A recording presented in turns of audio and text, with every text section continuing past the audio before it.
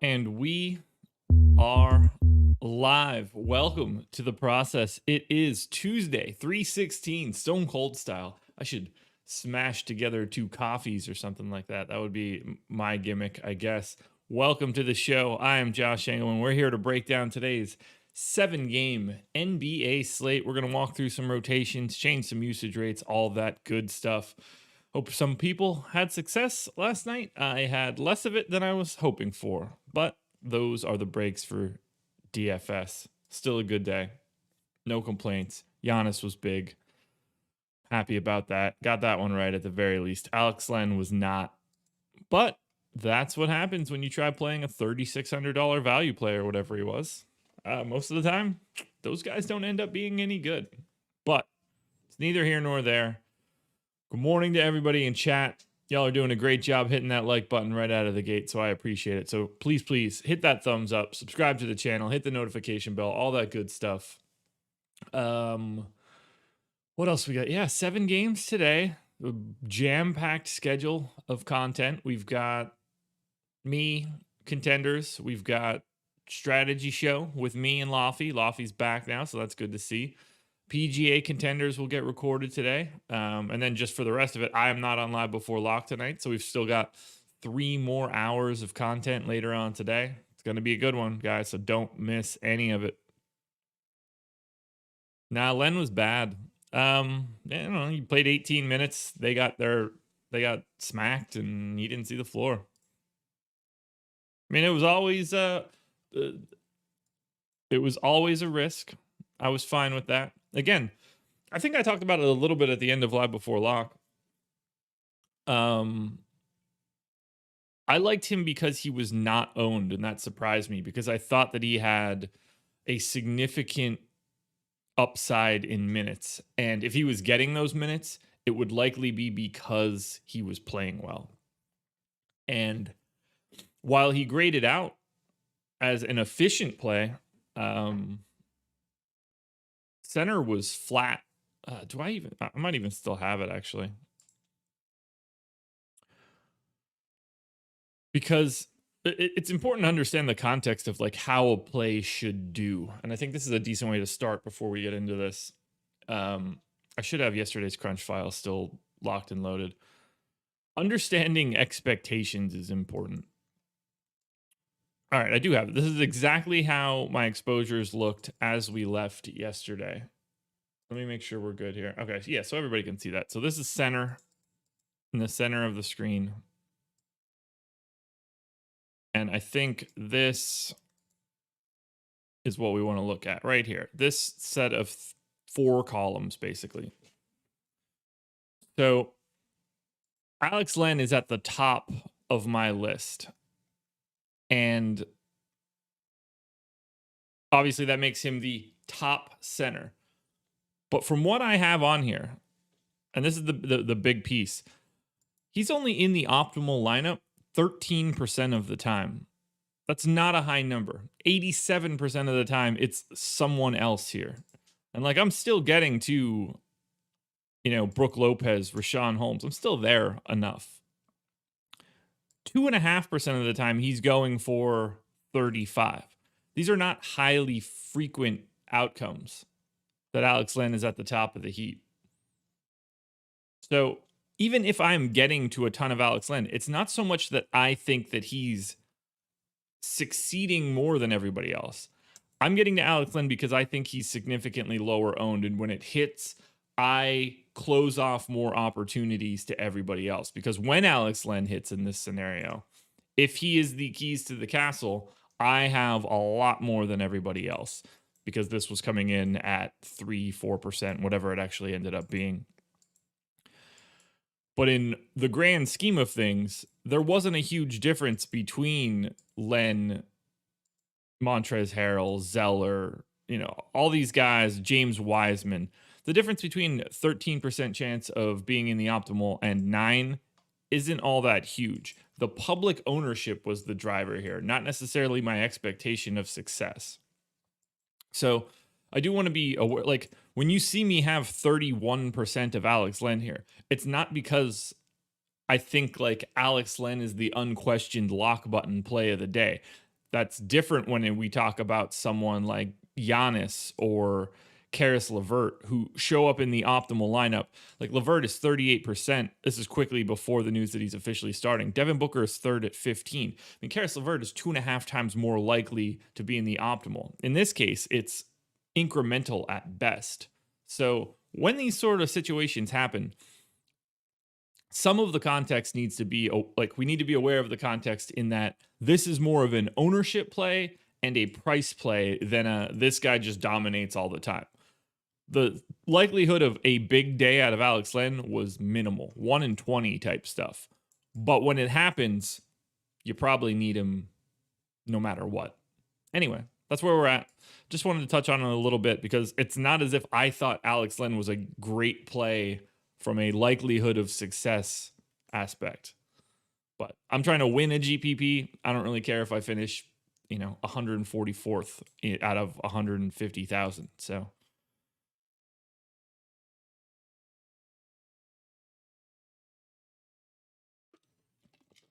Jerry, he was the starting center for Washington after being the starting center and playing 30 minutes. He got 18 because they got beat by 20. But you have to, like, if he wasn't starting, I wouldn't have that kind of amount of Len. The moment he gets put in starting, the assumption's got to be, a 22-minute minimum with the ability to close and play 28 plus, at which point he should be aggressively owned. Again, it's all relativity. It's not that he was a fantastic play on the surface, but relative to ownership in a 150,000 entry contest, that is where I'm looking to try to get an edge. If this were a 1,000-person single entry contest, Alex Len's utility in that spot is significantly lower than it is in a 150,000 person. Like the 100K to first FanDuel contest that I'm getting into is very different than a smaller contest. I'd have way less interest in Alex Len because his likelihood of success is so much smaller. On that note, let's dive into this. Hit that like button as you get in the door. Let's cheers on some coffee right there. Hope everybody has a good day. Let's get some money today.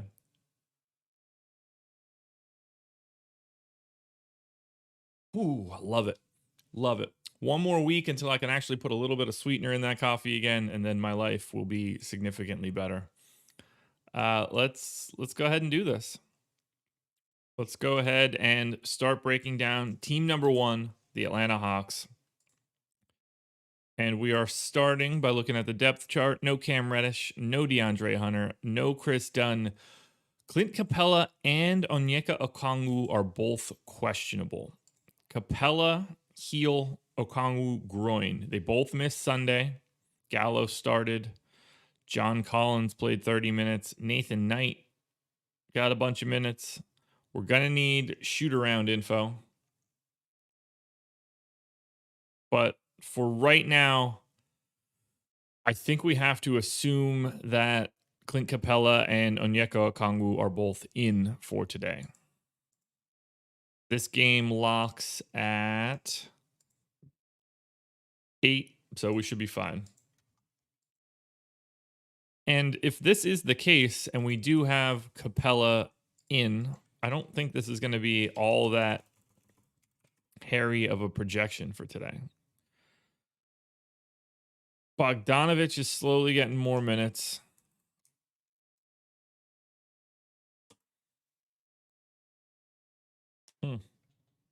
Yeah, this is mostly already set for Atlanta, if these guys are in at least. Rondo playing limited minutes. Nathan Knight's not going to see the floor if these guys end up in. Bruno Fernando could potentially see the floor if these guys and one of these guys end up out. Ray Young's minutes probably need to come down one. But I feel pretty good about this. So let's take, yeah, rates are already in. Let's take a peek at Atlanta.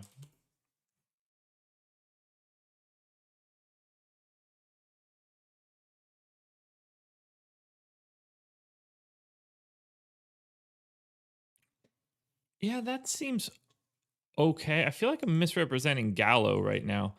Gallo played 28 minutes with those guys with Capella out. He played 29 minutes, 39 minutes. So yeah, maybe he needs an additional minute. Maybe get him to 29.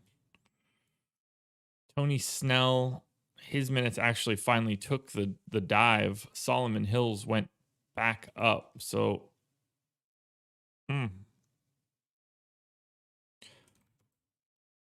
where do I get these minutes from? That is the real question.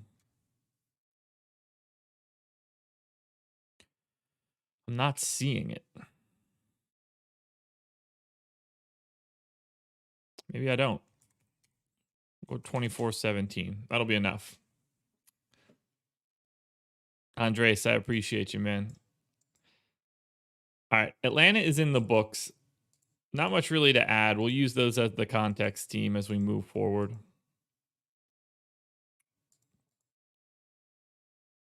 Not seeing anything really that stands out as exceptional. Trae Young clearly always playable. 10-2 on DraftKings. I mean, that's almost impossible to get to with any sort of happiness. Trae Young for 9K on FanDuel, though, much better play. Do like him there. If Capella plays, 7,700 for him on DraftKings actually does look like a nice price tag. Don't really think that you're going to be getting to anybody else other than Trae Young or Capella. Now, if Capella is out, you know, we're getting to value centers. That makes everything else look a little bit different. John Collins becomes way more interesting. John Collins is two different players at the 4 and the 5. It's kind of wild. God, back is killing me. Just can't get the crack in.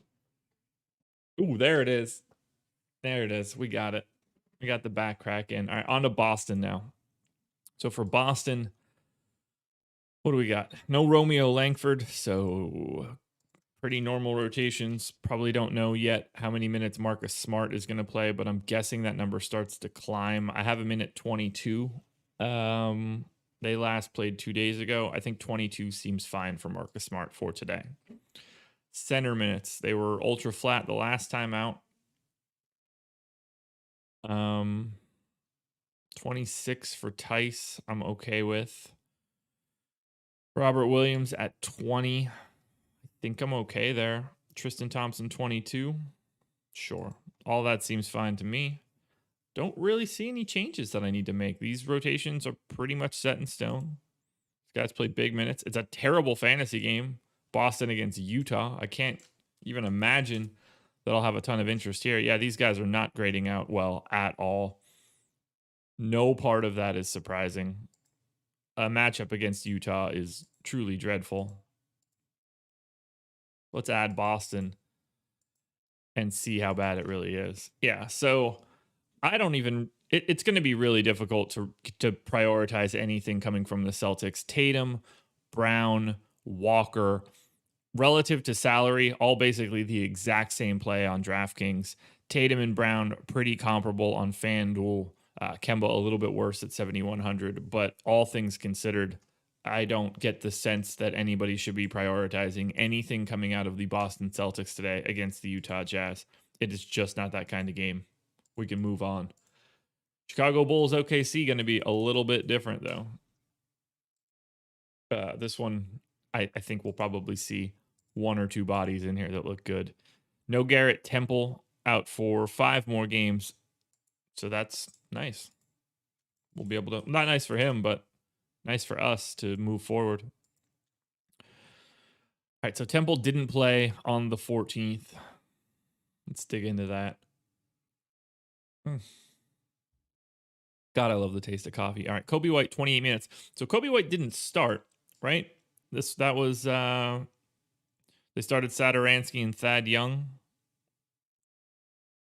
I'm gonna. How did that go? I wasn't around because of the wife's birthday. So Chicago, they beat up on Toronto. Starting rotation was basically even in their first rotation. Who closed? Patrick Williams, Zach LaVine, obviously. Satoransky didn't close. Thad Young. So it was Patrick Williams, Zach LaVine. All right, so Kobe White closed and Satoransky didn't. That's interesting to note. Okay, good to know. So we can use that as our assumptions.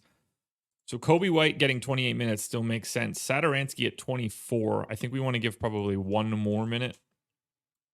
Get him to 25. Actually, 2 more minutes. We'll get him to 26. That actually feels a little high. I do want it to be 25 because I'm going to assume that he doesn't close again.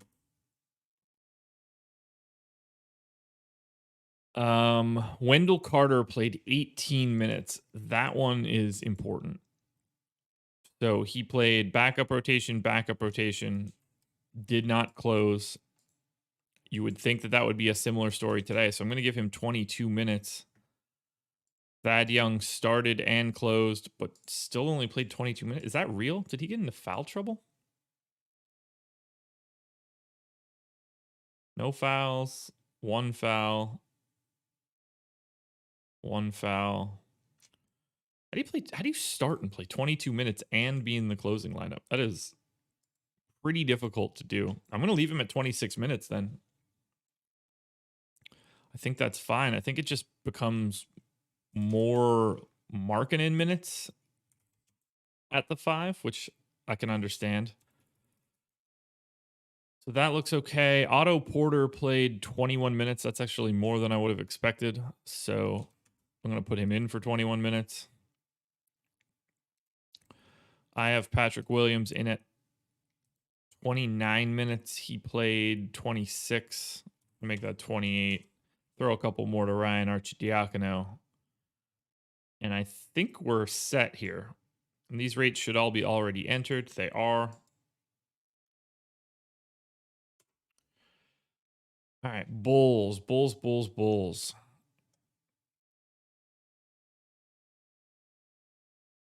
All over the map. Not a ton to like here from Chicago. The prices just aren't very good. Just aren't very good at all.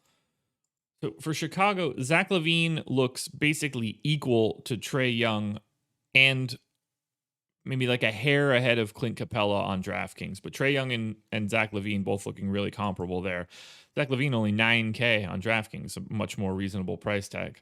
Markkanen for 6K, probably the only other bull that you're really trying to get to. On FanDuel, no one really for the Bulls. Zach LaVine a bit, but there's just no value there. Oh, Markkanen, sorry, I missed Markkanen. 5,500 for Markkanen on FanDuel. He's right now the 3rd best play we have behind Trae Young and Clint Capella. So, Bill, I don't think we could do that. On to Cleveland. Cavs slowly getting people back, which is kind of crazy. It's a weird team right now. Kevin Love is doubtful, so I guess they aren't slowly getting people back. Andre Drummond out. Taurean Prince out. Dellavedova out. So let's move on to Cleveland. And Kevin Love back for 2 games and already out. A miracle for him. Yeah, I assume Garland plays his big minutes. I assume Colin Sexton plays his big minutes. Dylan Windler. Oh, yeah, they got Quinn Cook now, right? He's actually playing.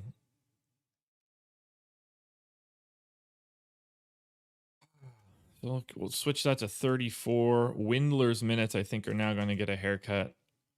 Isaac Okoro's minutes look like they're getting a haircut.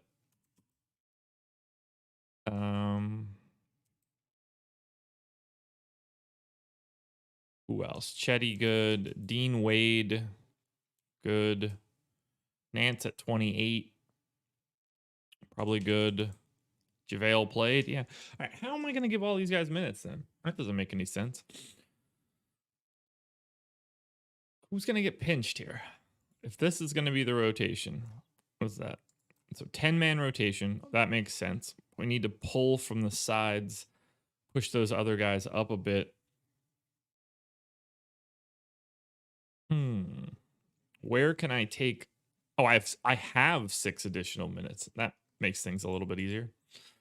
I read that wrong. So Dean Wade, 14 minutes looks right.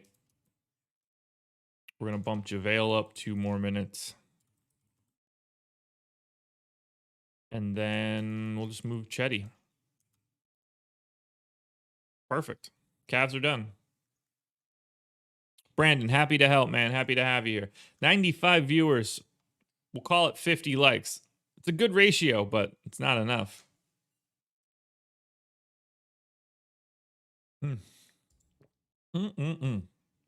Good stuff. All right, let's look at Cleveland.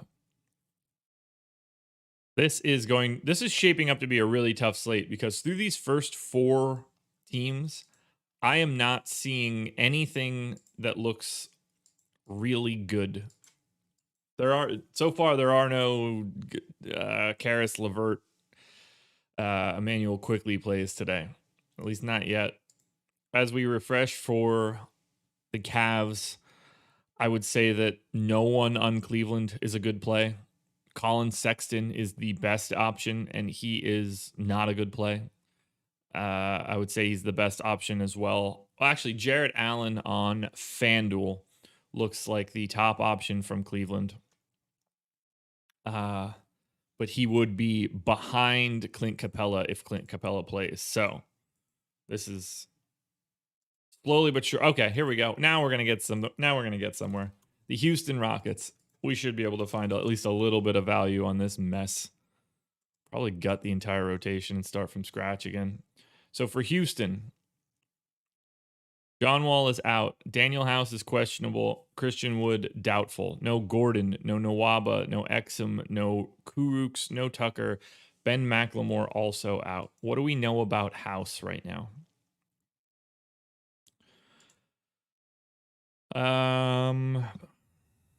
No idea. Nothing. McLemore, left ankle sprain.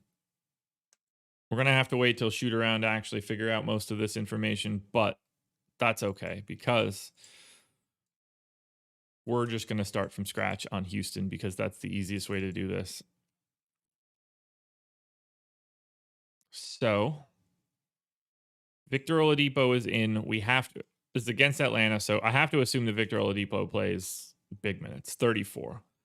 Justin Patton has been pretty consistently playing somewhere in that 26 range, averaging 25. I think 26 just seems like a perfectly normal number here, which means the backup center is some sort of Anthony Lamb, Kenyon Martin, whatever. It doesn't matter. None of these guys are real at that position. Anthony Lamb played 22 and 20 minutes previously.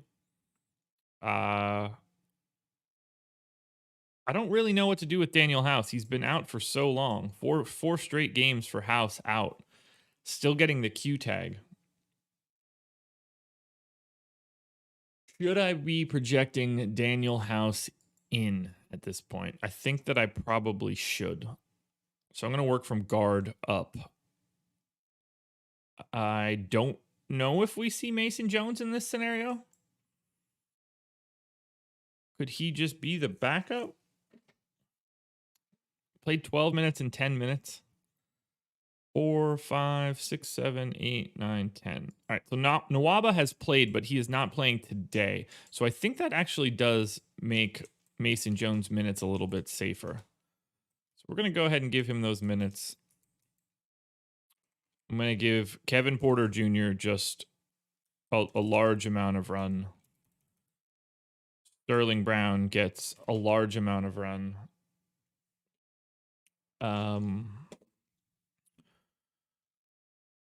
Then I think we could work from reverse and go to Anthony Lamb playing 16 minutes. Kenyon Martin playing 26 minutes. Daniel House in his first game back playing 26 minutes. Jayshawn Tate playing 28 minutes. And then maybe Macklemore sees the floor a little bit. I mean, actually, he probably needs a little bit more run. So how would I get Macklemore to 20 minutes? I think Mason Jones would be the first guy that I would take minutes from. But it could just as easily be Anthony Lamb. I don't think this will matter all that much. Because if I move Macklemore even up to 14 or 16, he's not going to be playable. Everybody that should be playable is getting the proper minutes.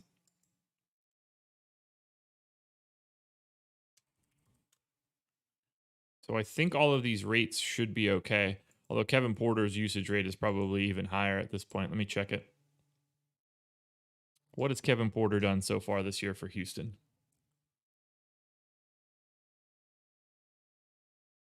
26.9. I've got him at 27. Never mind. That'll work.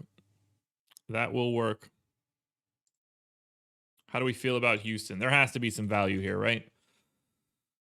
Yeah, there is. As expected. Victor Oladipo at 32% usage. That's not crazy, right? Wall off. Harden off. Wood off. Cousins off. And who am I missing? Gordon. What's Oladipo's usage rate with all these guys off the floor? 34.9. Yeah, exactly. He's scored 1.12 fantasy points per minute with those guys off. I have him projected at 1.22, but a part of that has to do with just facing Atlanta. Kevin Porter's been at 1.1, where I have him today. Kenyon Martin has been at 1.14. I actually only have him at 1, but I'm happy there. Justin Patton has been at 0.95. That's exactly where he is right now. Sterling Brown has been at 0.65 over the last 30 days. In this scenario, he's at 0.75. I have him at 0.79. So I'm pretty happy with all the rates coming out of Houston. We're going to actually have some value options here, guys that we can play. None of this is fun, but if we look at just the Houston Rockets, Victor Oladipo is now my top play on DraftKings. Unequivocally, too, so far, 8,300, just the top dude on DK. On FanDuel, he is in the mix, basically tied with Trae Young. You can go either direction there, depending on how much money you have.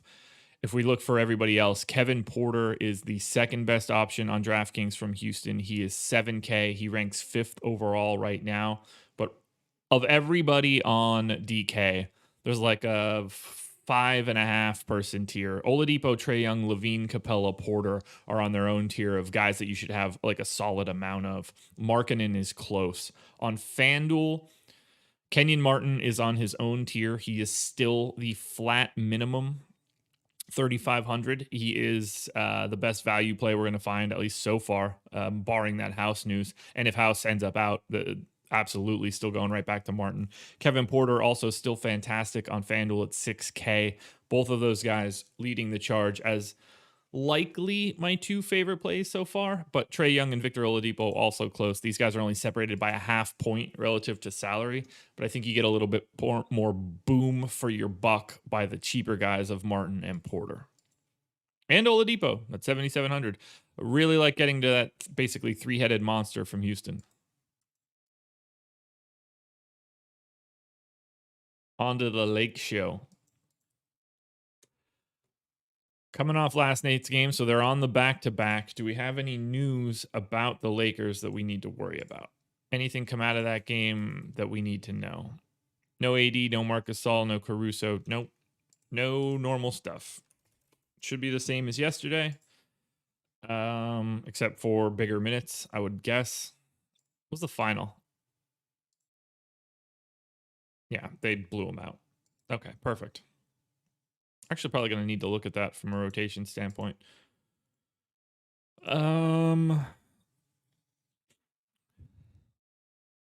Yeah, weird rotations. Damian Jones closed. That's not happening.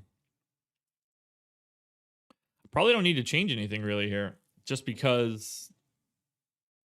Well, they should blow out Minnesota too, but I will assume that they don't because that's not how this works. I'm pretty happy with all of the minutes that are already in here. Why they were in here from yesterday. I'm going to give Kyle Kuzma an additional minute. I think that's necessary. And an extra spillover for Wes Matthews. Rates should all be fine for the Lakers. Not the Lulk.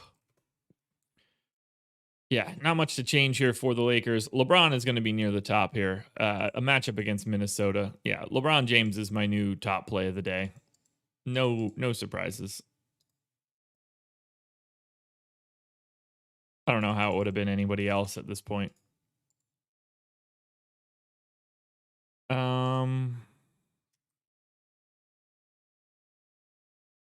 Yeah, so LeBron James moves to the top of the heap on DraftKings at 10-5. Definitely a preferred pay-up option to Trae Young, but without question, the number one play on the slate of every team that we've looked at so far.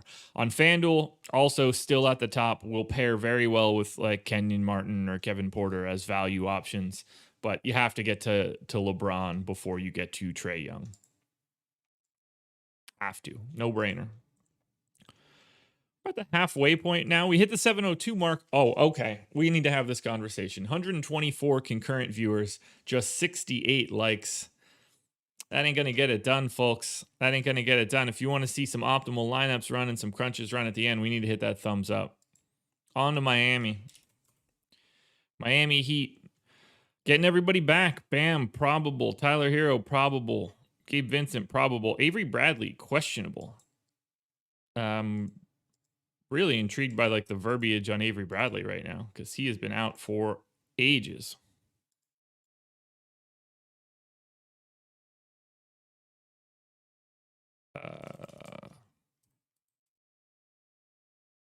Where are you hiding, Miami? Let's run those likes up, fellas. And ladies, if you're here. Avery Bradley hasn't played since February 3rd. I'm not projecting him in yet. That's fine. But it's nice to have Bam back. I don't know if he's going to be limited. We need to get back to Miami's old rotations with Bam. Everything goes. Dragic, 28 minutes. Kendrick Nunn, 18 minutes. Tyler Hero. Call it 28 minutes. I'm going to say that Bam plays close to his normal run. I'm giving him 32.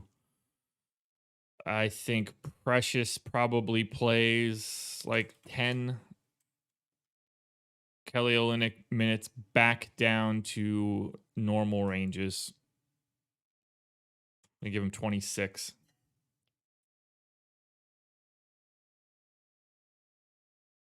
Who else do we need here? Probably need to go and give Duncan Robinson his minutes. So that's still just going to be, 30. Jimmy Butler, I'm going to give 34. I think that seems about right with everybody back now. Brandon Hayes, I absolutely did not. Iggy has been playing extended minutes. I don't think that that's going to have to happen the same way that it's been happening. So I'm going to give him 22. That leaves me 12 minutes left over. And those 12 minutes need to go to somebody. KZ Okpala, probably the first guy up in this list. So I'm just going to give him the KZ. And now we need to pull rates for this entire team now that Bam Adebayo is back.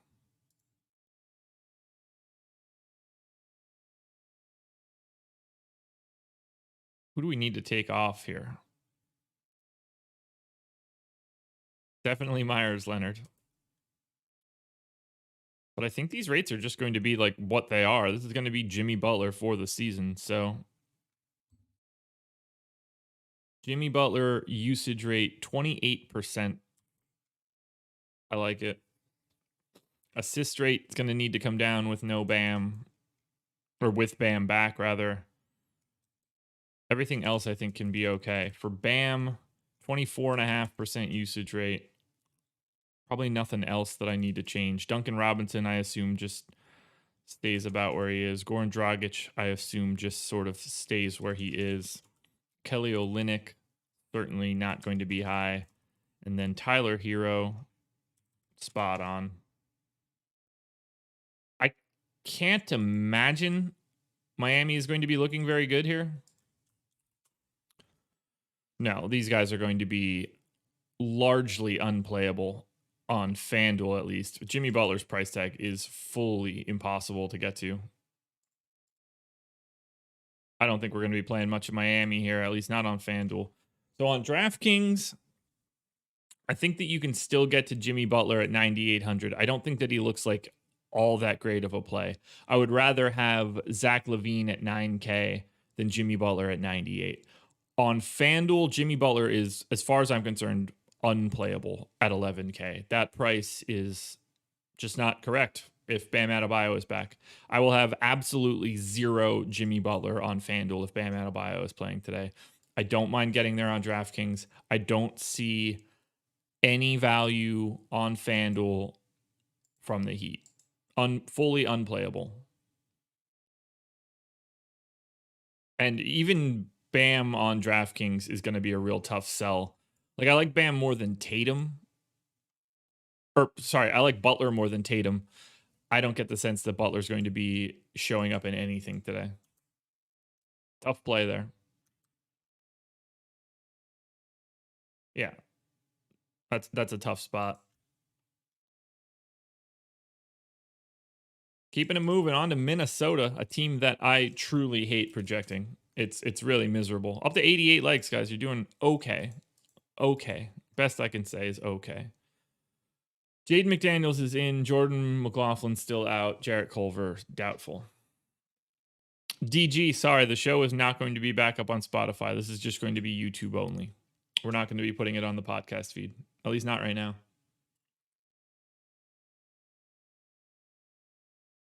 Not my call. But I agree with it. So you can download shows, and this show is more of a visual experience. It's not a great podcast listen, but you can turn YouTube feeds into, you can turn a YouTube playlist into a podcast feed if you need to.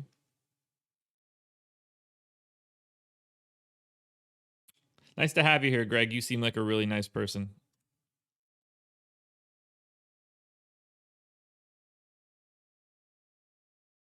Excited to have you. I assume that you'll be gone in 60 seconds whenever you hear me start to speak. Rostering people from Minnesota is like the least fun thing in the world to do. These guys are terrible. Truly terrible. All right, so like Juancho's playing 22 minutes a game again. Is that just a thing? Jarrett Culver just doesn't play, which is fine. We know that. Okogie, yeah, his minutes are fine. Do any of these guys even matter? I guess I could pull down Jaden McDaniels a little bit. Give those minutes to Juancho.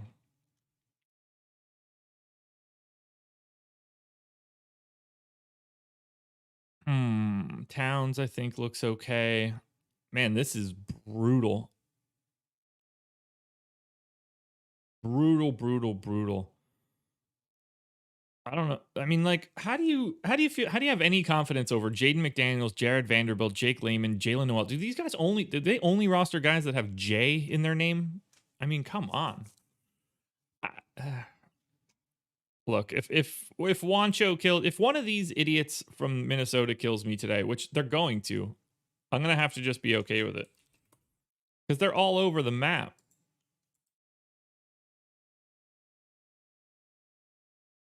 They're truly all over the map.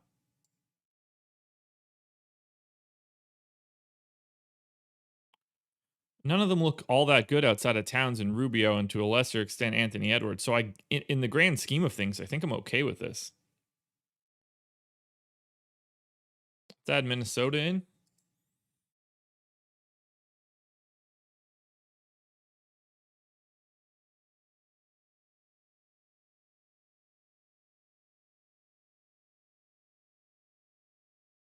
Oh, well, Towns is pretty viable. So Towns actually comes in that huge group at the top. So on DraftKings, it's LeBron is very clearly the top of the heap. And then I think you can make a case, depending on what salary tier you want to be in, for Oladipo, Towns, Trae Young, Levine, Capella, and Kevin Porter. I think pretty much all of those guys are interchangeable depending on how much money you have. On FanDuel, however, Towns a much worse play at 9,700. It's going to be easier. But it's really crazy because he's basically equal to Clint Capella. Center is not looking good on FanDuel today, at least not so far. I prefer Towns on DraftKings. It doesn't look like Ricky Rubio is filler at the least. Anthony Edwards' price is coming up a bit too high, but I do think he's got some variability in his performance. If he's going to shoot, he's going to shoot a lot. He's just really bad at it.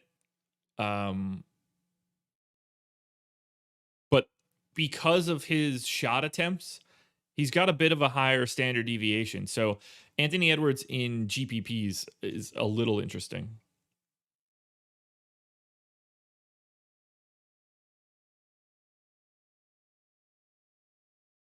Yeah, I'm not worried about a defensive matchup for Karl Anthony Towns against anyone.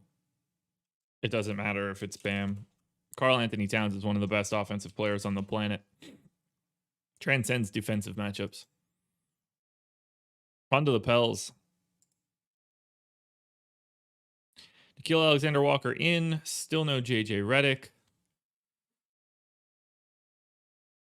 So, did Nickeil Alexander-Walker get hurt in the last game? Is that why he's listed as in? Did he get an ankle injury and come out? Sprained his ankle Sunday, didn't return, but looks like he'll play on Tuesday. Good to know. I'm going to actually start this rotation over so I can try to get it right, I think. So we will start just getting these center minutes in. Steven Adams, 26, 27? 27 feels about right. Backup center minutes could really be anywhere. They're not really giving him the Willie. They're not really giving him the Melly. So it's probably mostly Zion against Portland. That is more than okay.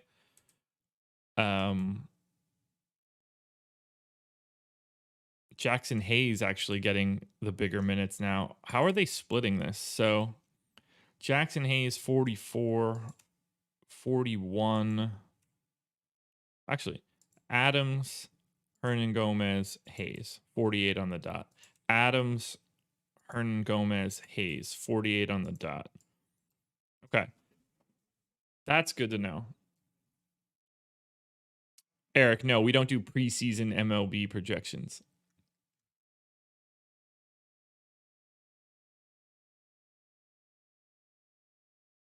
Man, I don't like them playing Jackson Hayes this many minutes. But I think that Jackson Hayes, they should play Zion at the 5 against Portland because the backup 5 for Portland is viable against Zion. So I hope that Stan does something like that. I'm going to assume that they give Zion a little bit more run at the 5. Give him big minutes there. At the 4, I assume we're mostly talking about Brandon Ingram here. Now we can go to point guard. I don't know. Eric Bledsoe's minutes have been down for 4 straight. I'm going to give him 30. That can let me give Kira Lewis straight backup run there. We'll call Lonzo the 2 playing 32 minutes. We'll give Nickeil those 16. I've got 30 left for Josh Hart, I guess. 28 and 2. I think that's close enough.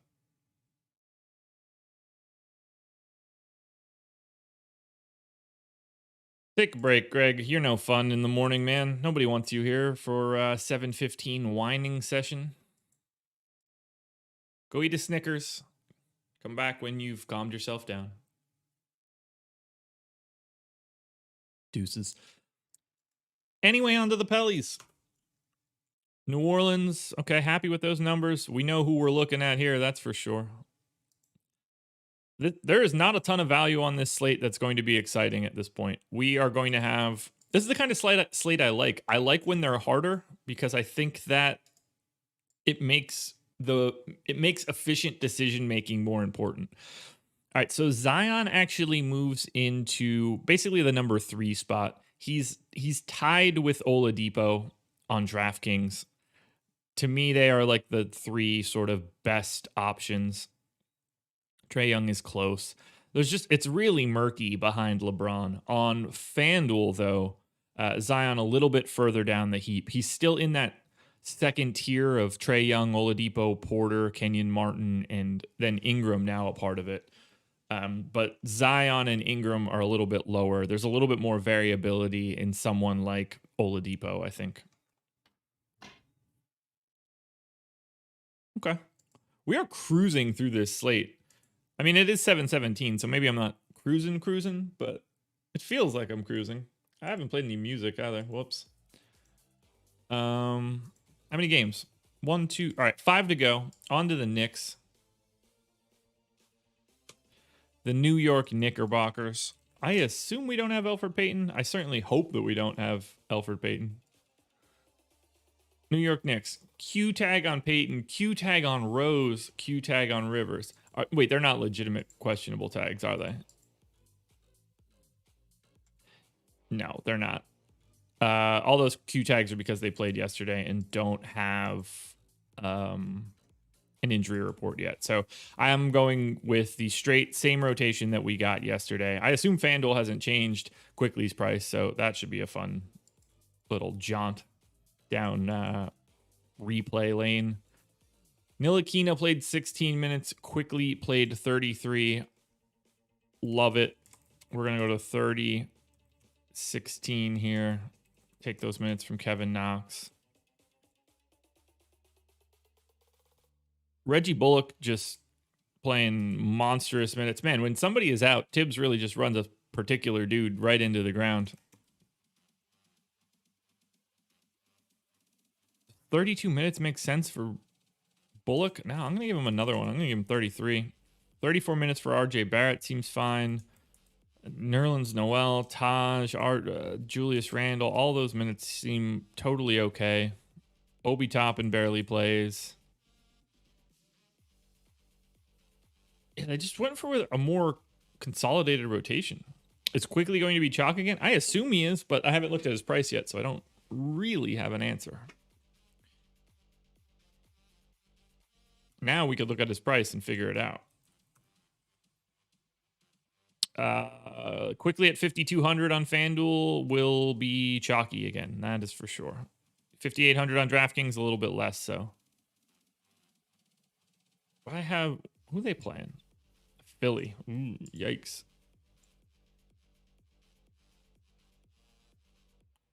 Not ideal. Still, though. Liking the Knicks. Not really excited about liking the Knicks against Philly.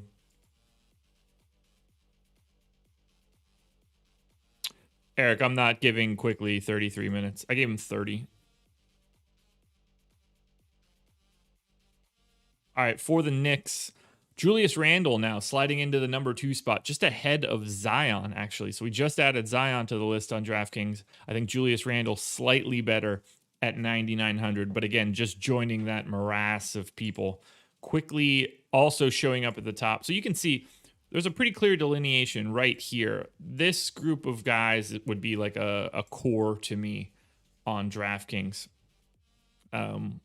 Quickly a part of that. On FanDuel, Quickly looking like another guy that you're going to need like, 25, 30% of today. Very nice value at 5,200. Julius Randle again on FanDuel looking good. He comes in 4th. Another guy that we're going to see show up quite a bit in this first crunch. I'll probably get to more RJ Barrett than the public as well. Tough spot against Philly, though. On to OKC. Oh, OKC already has some injuries, right? We already tweeted those out last night. Scared the hell out of me. So Maladon in, Dort questionable, no Baisley, no Horford, no George Hill, Svi Mikhailiuk probable. So we're gonna have to start this one fully from scratch. Dort Q tag. How viable is Dort's Q tag? Sprained left big toe. We're gonna go ahead and assume that Lou Dort plays today.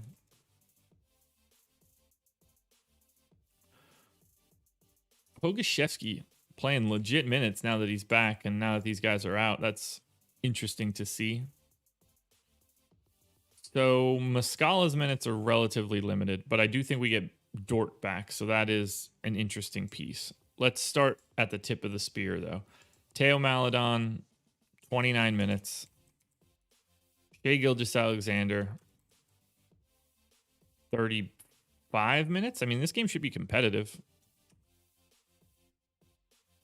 That's good so far.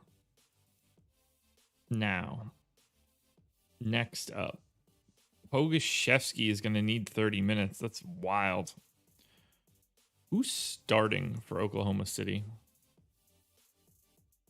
Last time out, Pogaszewski, Jerome. Is that real? Oh, yeah, they were missing all sorts of dudes. Good God, this team. All right, so the people that are starting are gross. Absolutely gross. Dave, I do that every day. Every time on the show, I run those crunches. Oh, we're over 100 likes, too. Kudos to you guys. All right, Isaiah Roby. Man, projecting Oklahoma City is hard, but there's going to be some value here, that's for sure. Yeah, I think 28 minutes for Isaiah Roby seems fine. Muscala just not play? Yeah, he was out of the rotation for 2 games. Against Chicago, that won't really matter. So Pogaszewski gets 30. We're going to give Dort, his normal 30. I think Svi makes his debut. Maybe plays like 18 minutes. Ty Jerome plays like 26. That leaves me 42 minutes for Kenrich Williams and Moses Brown. What in the world position does Moses Brown play? Center. Okay. I did know that, actually. So we're going to put Moses Brown in here for 22 minutes, I think.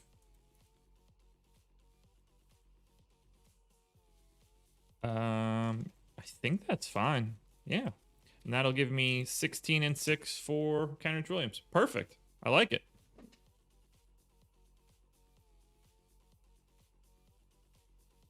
The first crunch at the end is the optimal, which is going to be more cash than anything else. The power rankings after running the crunches is basically just a list of guys that you should play more frequently in cash. And if they're highly owned, that's who you should play. There's no real, I'm going to oversimplify it, but there's not really any strategy to cash. It's just play the best per dollar plays. And if they're also owned, even better is like the easiest way to sort of describe that. I'm oversimplifying it, and it sounds worse than it really is, but that's mostly the logistics. All right, Oklahoma City, I'm going to have all sorts of different rates that have to adjust here. Yeah, Brian's response at the bottom right now in chat is pretty spot on. Baisley, Horford out. Yeah, no problem, man. Diallo obviously not playing today. And we'll take George Hill off. So Pogaszewski so far, 82 minutes, 19% usage rate. Just going to be a little bit pessimistic there. Is rebounding a little bit better. Isaiah Roby, 22% usage rate in this scenario. No way I'm doing that, but I will go to 19. Moses Brown, 19. Shai, 35. I think that's probably legitimate with all these guys off. We'll go 33 just to tame it down. Kenrich Williams, 20. There's no chance that Kenrich Williams is going to have a 20% usage rate in this. Best I could do is like 16.5. Lou Dort, 26. No chance. I'll go to 22. Teo, 20. Ty Jerome, 15. Do I have spillover minutes going to anybody? Because this feels like it's broken a bit. Who can I take a minute from? Least important player will be Svi. Actually, can Svi's just eating it already, right? Yeah, that's fine. All good. All right, OKC. Yeah, it's SGA season today. Although I might have to nerf that a little bit more. Yeah, I think that's going to be better. Yeah, it's going to be SGA season today. Pogashevsky, Isaiah Roby, and Moses Brown also looking like they're going to be in minimal amounts of play here. If we add OKC to the charts, Shea becomes the number 2 on FanDuel or on DraftKings, and I think that's pretty firm. 8,800 price tag is going to look good, and the matchup isn't so problematic that Shea should be expected to not be out on the floor. So Shea is now my number 2 on DK. Moses Brown for 3,500 looks like a potential value play. Pogashevsky at 4,400 also looking like a potential GPP value play. On FanDuel, Shea also again in that number 2 spot. Very affordable at 8K. Very clearly my number 2 guy. Pogashevsky and Brown are both viable there.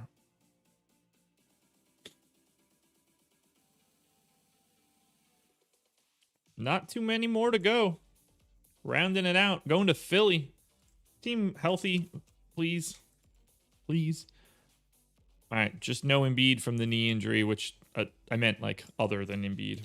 Obviously, that looked rough a couple days ago. Going to need to gut this rotation and start from scratch. Who started in this first game without Embiid on the 14th? Where's Philly? Who started against San Antonio?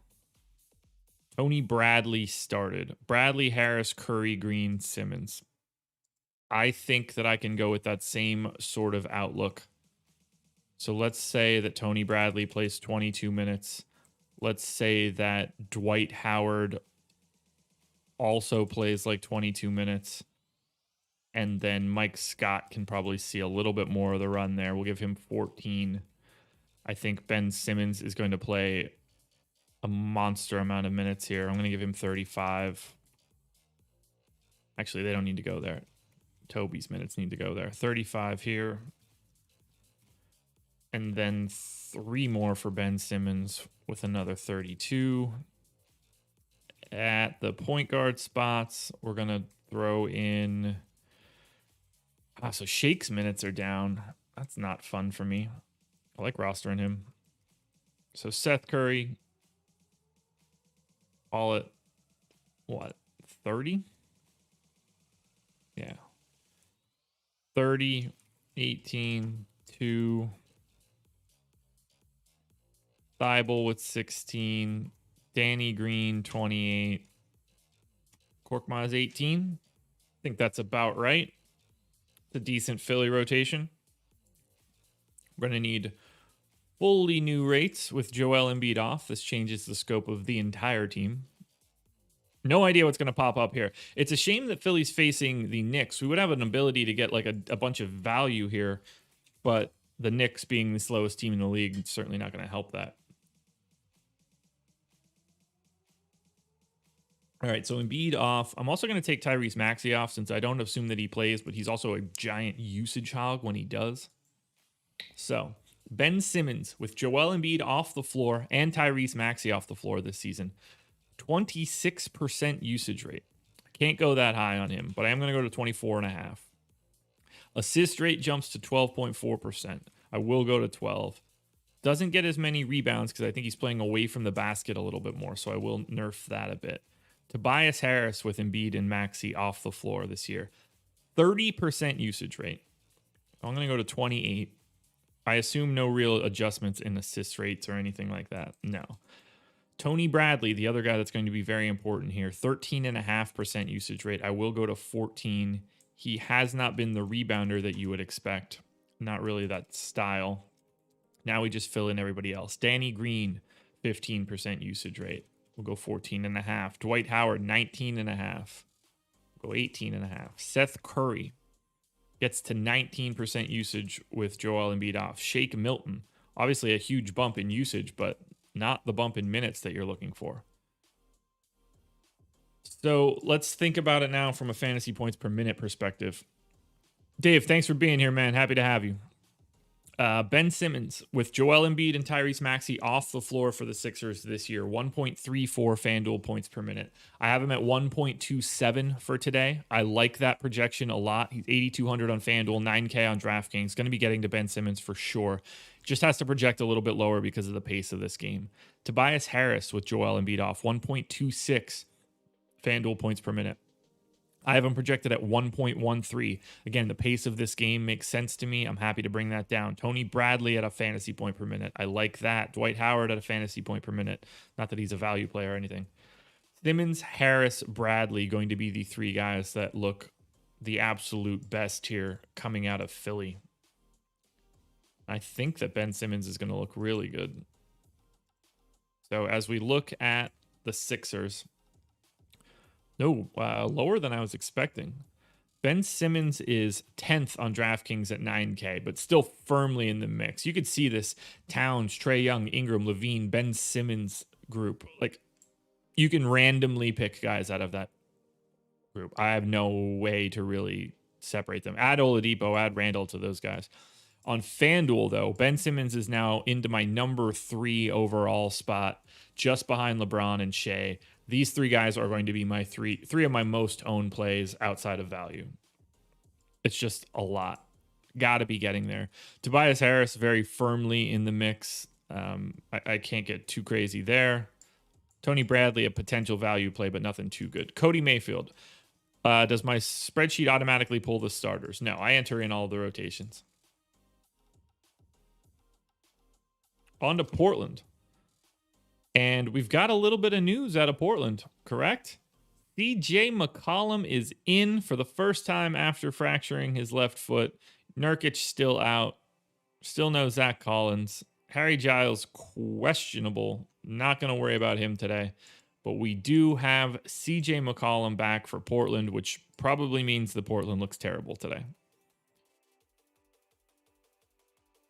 I assume that CJ McCollum is not going to play tomorrow, and I also assume that CJ McCollum is not going to be playing any sort of sizable run today. So we need to start this rotation over for Portland. Out of the gate, though, we know point guard minutes are pretty easy. Damian Lillard will play 36 minutes. I'm going to give Anthony Simons the backup run. I'm going to give CJ McCollum 28 minutes. We're going to give Enes Kanter, let's see, against the Pels. Yeah, 28 minutes for Kanter seems fine. And then I think that we can nominally say that Robert Covington is the backup there. We'll give him 34. Melo likely plays 26. Derek Jones Jr., whose minutes are all over the map, I'm going to give him 20.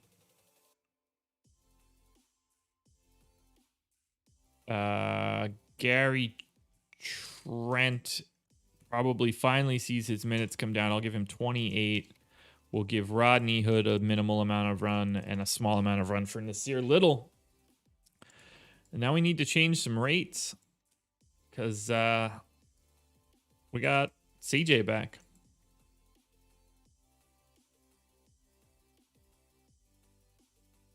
We'll sort to Portland. And honestly, I could probably just leave most of their normal rates. Like CJ, 28% usage before he left. I'm just going to go to 27. Dame, most of these rates are just going to hold true. Melo, Gary Trent. Robert Covington. I think we're set in stone here for Portland. I'm doubting they look good. Yeah, so Dame's still fine. 10-1 on FanDuel, 10-8 on DraftKings. Cantor on FanDuel looking good at 6,200. Nothing else for Portland. No surprises. Portland. Check. Refresh. Yeah, so Dame is actually third on DraftKings right now. Still in a little bit of a mix here. Hard to separate him and Oladipo from a salary perspective. So if you don't have enough money for Dame, you can easily drop down to Oladipo. On FanDuel, though, Dame at 10-1 is in the mix. Solid play. 8th overall. Cantor still center is going to be really tough on FanDuel today. Not excited to hash that out. Excited to see where the crunches go. And then we get to Utah. This is likely not fun at all, but should move quickly. Anybody in or out for Utah? Nope. Same as usual for the Jazz. Least exciting team to project in the league. All right, we get Donovan Mitchell to 34 minutes. We get Rudy Gobert to 32 minutes. We get Royce O'Neal to 34 minutes.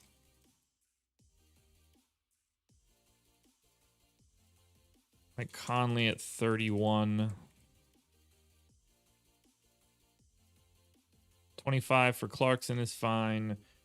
24 for Ingles could be fine, but I'm going to make that 26. 30 for Boyan. All good. Actually, 31 for Boyan. Rates are fine for Utah. They're always the same. Everybody looks okay for Utah in that no one is that interesting. And we are done working our way through every team. By the way, tomorrow, huge slate, 10 gamer. Hit that like button for today, though. Happy to have everybody here.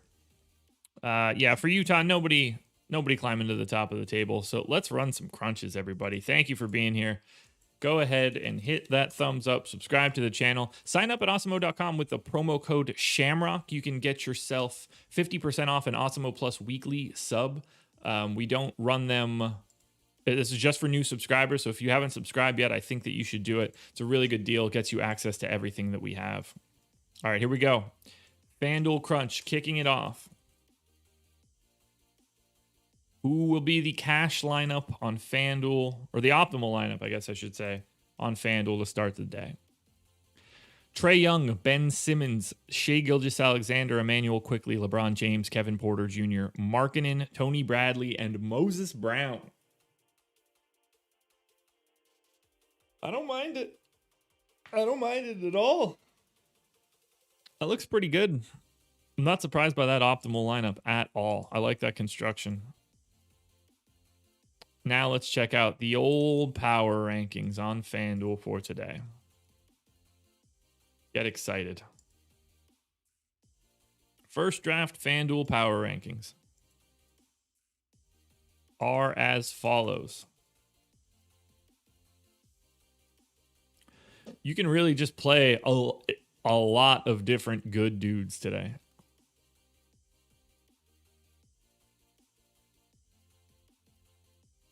All right, power rankings are stabilizing here. SGA, LeBron, Kevin Porter, Quickley, Ben Simmons, Trae Young, Victor Oladipo, Dame, Ricky Rubio. That's a name that I didn't expect to see. Julius Randle, Ingram, Zion, Roby, Pokashevsky, RJ Barrett, Tobias Harris. That right there is the power rankings. You can see it's a pretty flat move down, but SGA, LeBron, and Kevin Porter Jr. looking to be the three guys that stand out most to me. Actually, none of this is right, and I know that it's not right for one reason. Kenyon Martin Jr. is not in this projection set. He needs to get uploaded as KJ Martin. I almost forgot it. And I think that left him out of everything. Is it KJ Martin Jr.? Is that what it is? I want to make sure I get it right. I need to have the FC guys add him in. KJ Martin Jr. Yeah, I need to have this one fixed because for some reason it doesn't pull his projection over. All right, so KJ Martin Jr. now in. Because of his price tag, I'm pretty confident that he's going to be in that optimal. So we're going to need to run that again. So let's run this optimal one more time and see if it changes, because I think Martin's going to be in it. Yeah, as expected. Okay, new optimal lineup now that Kenyon Martin Jr. is in it. Trae Young, Ben Simmons, Shea, Victor Oladipo, LeBron, KJ Martin, Lauri Markkanen, Tony Bradley, Moses Brown.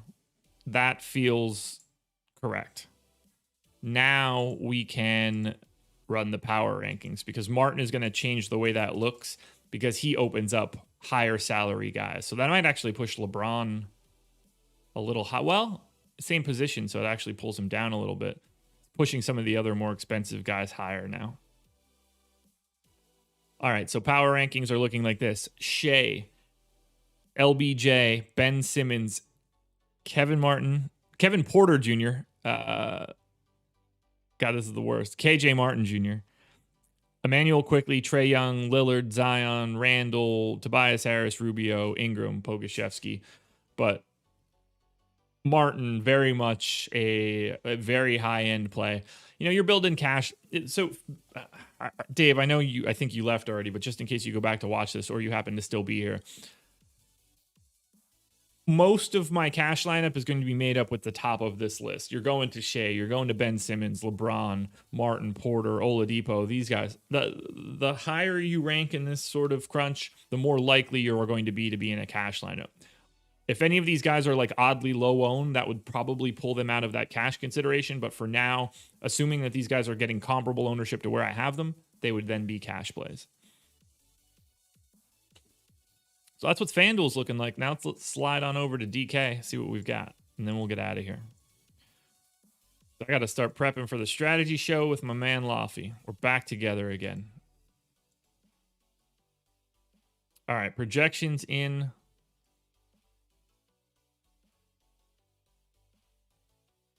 I'm going to go ahead and assume that Martin didn't upload. No, he did not. Where's he hiding here? How far down is Martin? Okay, he's look for Bogdan 54, somewhere in that neighborhood. Where's KJ Martin? There he is. KJ Martin Jr. There we go. Now we're in. Now we're dancing. Optimal lineup on DraftKings. Here we go. Optimal lineup is Tomas Satoransky, Quickly, Ingram, Markkanen, Moses Brown, SGA, LeBron James, Tony Bradley. Do we need to take like a quick peek at Moses Brown to see if we have him projected incorrectly? Moses Brown, 22 minutes. 1.16 fantasy points per minute. I think that's okay. I'm okay with it. So Moses Brown into the optimal here on DraftKings. Let's close this one out, everybody. Final crunch, DraftKings power rankings, and go.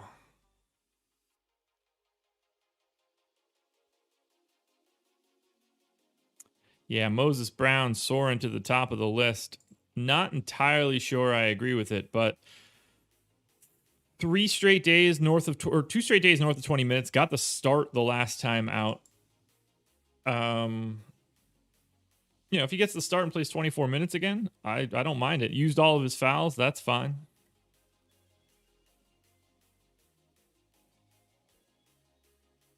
Only 3,500 too, so no problems there. Guys, thanks for being here. Please hit that like button before we get out of here. Power rankings on DraftKings. Moses Brown, Pokusevski, Quickly, LBJ, Satoransky, Tony Bradley, Lauri Markkanen, Kevin Porter, Victor Oladipo, Daniel Tice, who I assume just has like a preposterously low price tag. Yeah, 4,200. Zach LaVine, SGA, Bogdan Bogdanovic, Zion Williamson, and Victor Oladipo. That will do it. ladies and gents. We're done.